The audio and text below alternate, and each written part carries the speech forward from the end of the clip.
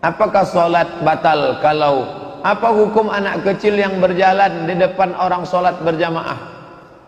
Syekh Ibnu Utsaimin dalam fatwanya tidak menganjurkan membawa anak kecil yang belum mumayyiz.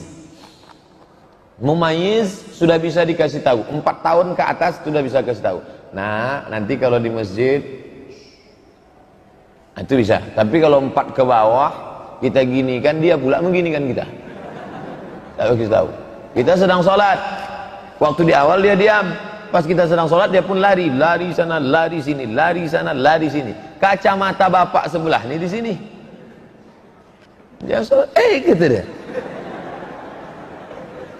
Nah, oleh sebab itu kata Syekh Ibnu Utsaimin, di bawah 4 tahun yang belum mumayyiz, mumayyiz sobi, mumayyiz, akil baligh. 3 pembagian. Sobi yang belum bisa membedakan, mumayyiz sudah bisa membedakan, tapi belum akil baligh, akil baligh. 3 aja Pak Ustaz ya. Di atas akil baligh, akil mukhtar. Apakah sholat batal seandainya pada waktu sujud mukena jatuh ke tempat sujud? Tak batal.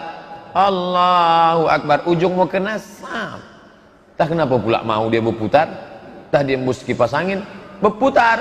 Sujud kening tidak ke atas lantai, tapi ke atas mukena, sah. Mana dalil Ustaz?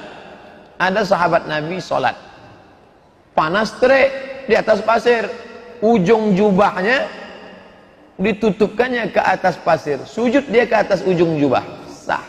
Nabi tak melarang, Nabi tak marah. Itu dalilnya, boleh. Mana yang lebih afdal?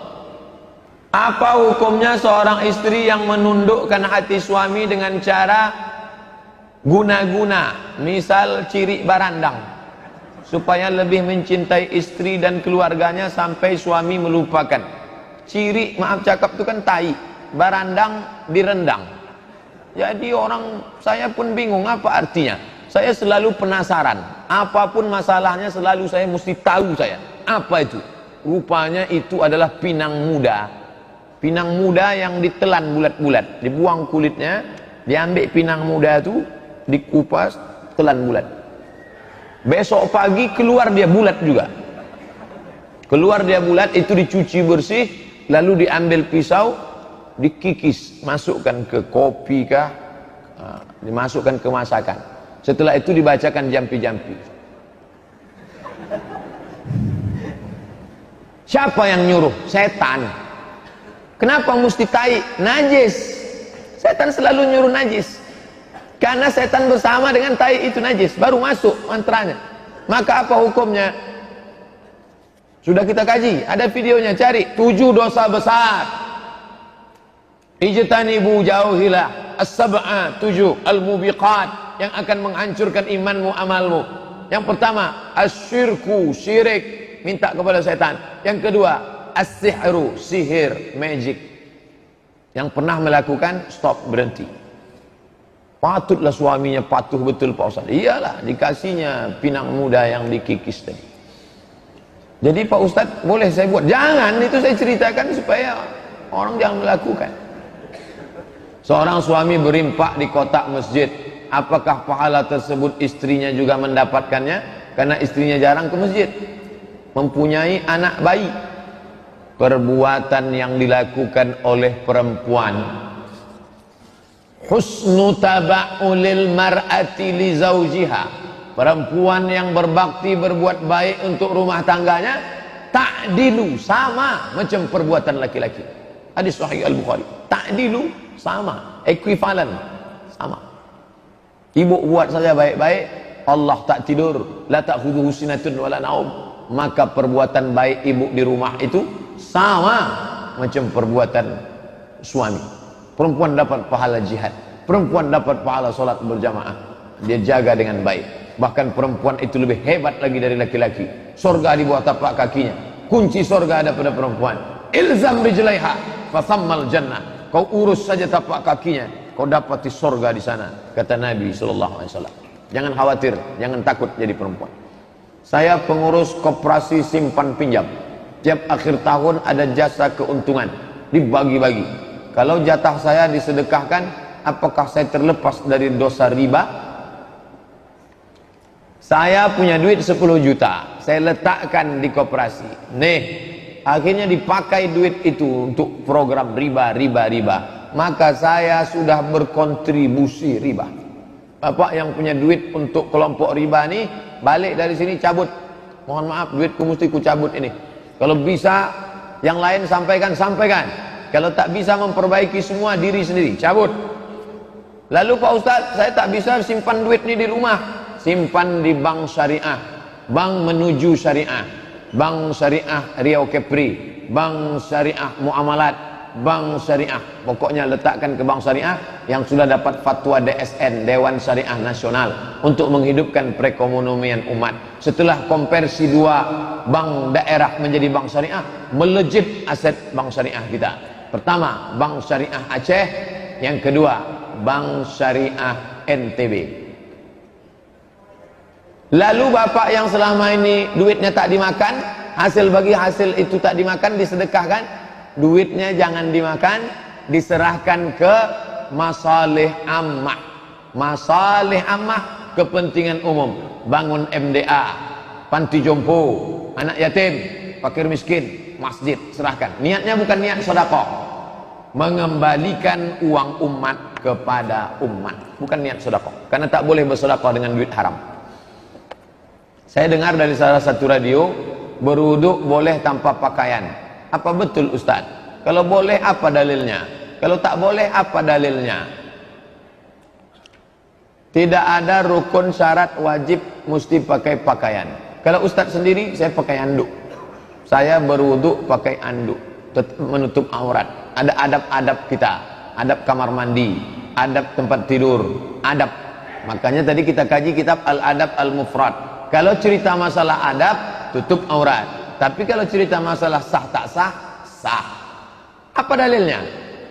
Kata orang Yahudi, Musa tak mau mandi sama kita karena dia kena hernia. Maaf cakap, buah pelirnya besar.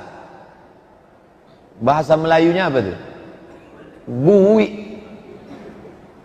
Musa tak mau mandi telanjang sama kita karena dia kena hernia, kata orang Yahudi. Musa kalau mandi di balik batu, ada batu besar, mandi Musa di situ.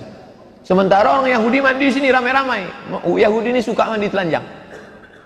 Musa mandi di balik batu. Tiap hari mereka aja, Musa, ente tak mau mandi sama kami karena ente kena hernia kan? Suatu hari Allah mau menunjukkan, digeser Allah waktu Musa sedang mandi, sedang menunduk, digeser Allah batu itu. Bergeser, mereka tengok Musa. Ternyata Musa tak kena hernia.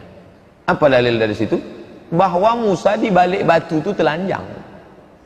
Dia hanya tidak mau ditengok orang. Ketika orang tak ada, dia tetap. Itu dalil orang yang mengatakan boleh mandi telanjang, tapi tak beradab. Kalau cerita sah tak sah, sah, tapi dia tak beradab. Bedakan antara fikih dengan adab. Fikih itu mengatur sah, makruh, wajib, rukun, syarat, wajib, sunat, sah tak sah. Tapi kalau sudah cerita adab, tata krama kepada Allah Subhanahu wa taala, cerita masalah akhlak, pakai basahan. Walaupun tak ada orang menengok. Apa niatnya kalau kita sholat subuh Jumat? Karena kita kan sujud tilawah, tak berubah niatnya. Usolli sunnatal, usolli fardhu subhi rakaataini, pakai sujud tilawah lillahi taala. Enggak. Karena niat itu sudah ada di dalam niat imam. Bahkan kita tak tahu imam itu nanti sujud atau tidak. Tapi niat imam sudah mengcover semuanya, bahwa niat imam, dan niat itu tak mesti dilafazkan di mulut, dalam hati sudah niat. Ma'allun niat al-qalbu. Kalau ada orang yang melafazkan niat, baik. Mazhab Syafi'i mengatakan mustahab. Begitu dalam fikih Islam 4 mazhab, melafazkan niat untuk menghilangkan was-was. Niat imam sudah mencukupi. Tanpa sholat witir, sahkah sholat tahajud? Sholat tahajud sah. Sholat itu dibuka dengan takbir, ditutup dengan salam, sah, tapi tidak sempurna. Sholat tahajud saja dia, tiba-tiba azan subuh, sah, tapi paling bagusnya pakai witir. Witir 2, sebelum tidur malam atau setelah tahajud. Makanya dia tidak menjadi penutup, tapi yang paling bagus tahajud, tutup dengan witir. Tapi kalau dia tahajud saja, sah, atau witirnya duluan, bagus, tak salah. Ketika kita sampai di masjid, muazin sedang azan, bolehkah kita langsung sholat sunat atau menunggu azan? Tunggu azan selesai.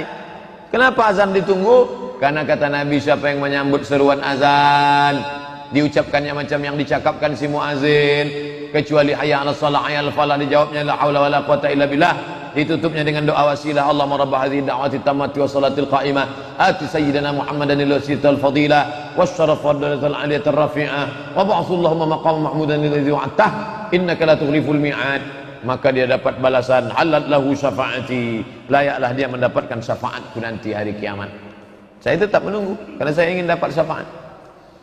Adakah umat Nasrani mendoakan sesamanya seperti umat Islam yang mendoakan untuk sesamanya? Saya tak pula paham agama dia. Saya diundang ceramah di sini aja, belum pernah ke depan lagi. Tapi yang jelas mereka mendoakan. Dari mana Ustaz tahu mereka mendoakan? Saya selalu juga dengar di radio. Kadang kita tak niat terputar dengar radio. Mereka mendoakan. Bahkan langsung di TV. Saudara, domba-domba Allah yang tersesat, angkat tanganmu ke TV semua. Angkat. Diangkat ke TV. Mereka saling mendoakan. Bahkan mereka luar biasa. Tidak hanya saling mendoakan. Bapak kalau masuk ke perkampungan suku Talang, tepi sungai Batang Gangsal, kiri kanan, mana kampung, tengok nanti. Jangan tanya agamanya, masuk saja. Kalau jalannya semenisasi, ada air bersih, banyak rumah beton, itu pasti rumah. Itu cirinya. Semenisasi, ada air bersih, ada rumah beton, itu punya dia itu. Mana yang jalan tanah, airnya kotor, rumahnya buruk, itu orang Islam tuh. Saking kan pedulinya mereka.